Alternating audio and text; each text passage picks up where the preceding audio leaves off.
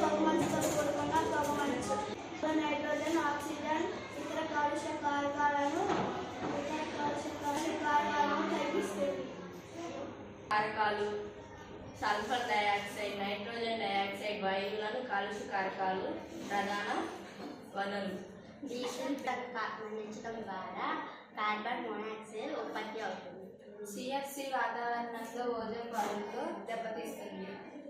ఆహారం లేకుండా కొంతకాలం జీవించగలం, కానీ గాలి లేకుండా కొన్ని నిమిషాలు కూడా జీవించలేము.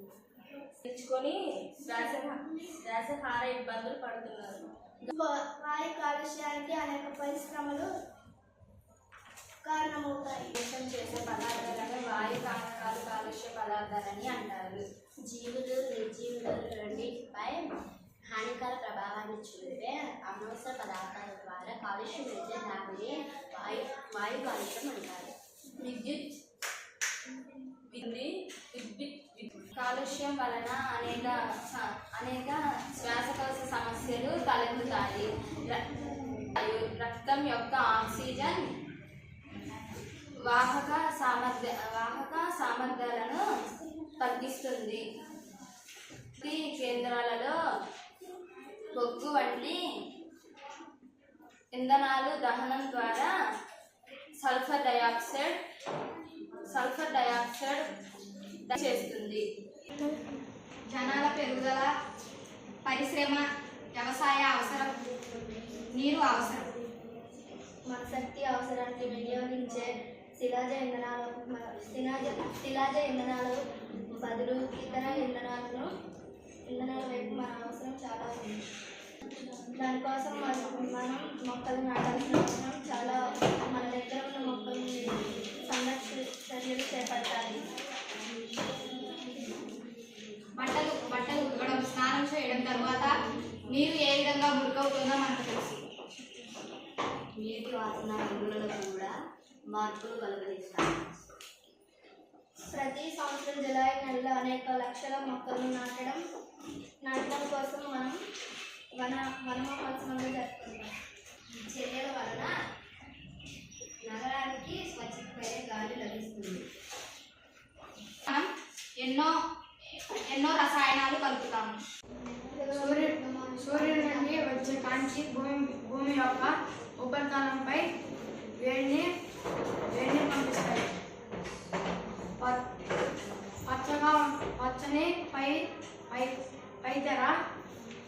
పచ్చని పైతెర ద్వారా సూర్యుని కాంతికి అనుమతి ఆగ్రా మరియు ఇతర పరిసర ఆగ్రా మరియు దాని చుట్టుపక్కల ఉన్న రబ్బర్ ప్రాసెసింగ్, ఆటోమొబైల్, రసాయనాల పరిశ్రమలు, ముఖ్యంగా మధుర చమురు శుద్ధి కర్మాగారము, సల్ఫర్ డయాక్సైడ్, నైట్రోజన్ డయాక్సైడ్ వంటి కాలుష్య కారకాలను ఉత్పత్తి చేస్తూ కాలుష్యానికి కారణమవుతున్నాయి. ఈ వాయువులు వాతావరణంలో ఉన్న నీటి ఆవిరితో చర్య పొంది సల్ఫ్యూరిక్ ఆమ్లం మరియు నైట్రిక్ ఆమ్లంగా ఏర్పడుతున్నాయి. ఈ ఆమ్లాలు వర్షంతో కలిసి కొలవడం వల్ల వర్షం ఆమ్లంగా మారుతుంది. దీనినే ఆమ్ల వర్షం అంటారు. ఆమ్ల వర్షం తాజ్మహల్ కట్టడం యొక్క పాలరాయిపై పొరను నాశనం చేస్తుంది. దీనినే మార్బుల్ క్యాన్సర్ అని కూడా పిలుస్తారు. మధుర చమురు శుద్ధి కర్మాగారము విడుదలయ్యే గాలిలో ఉండే మసి వంటి రేణురూప కలుషితాలు పాలరాయిని పసుపు రంగులోనికి మారుస్తున్నాయి.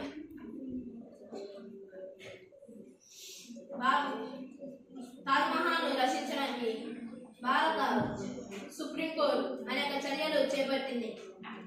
భారత supreme court CNG, compressed natural gas, LPG, liquefied petroleum gas వంటి కాలుష్యం చేయని ఇంధనాలను వాడమని ఆదేశించింది.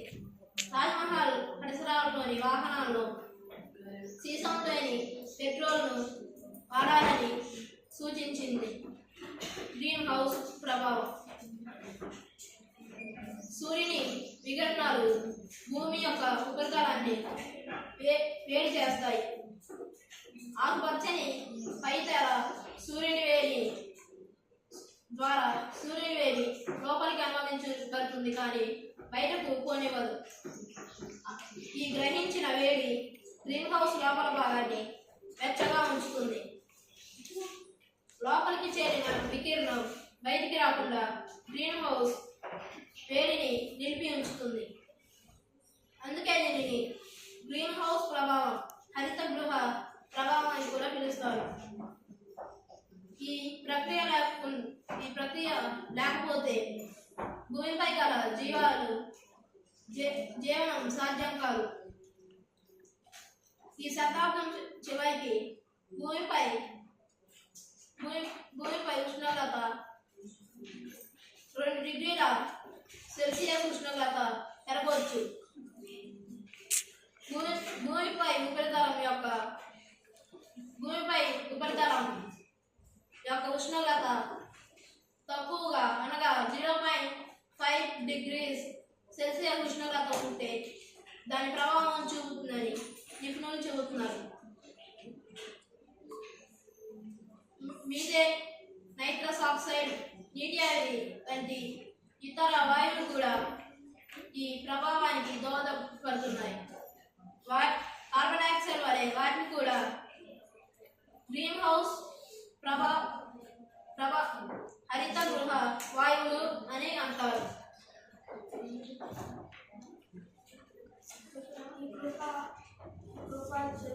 చేయడం వలన జంతువులకు మానవులకు సమయం లేదు. కార్బన్ డైఆక్సైడ్ మరియు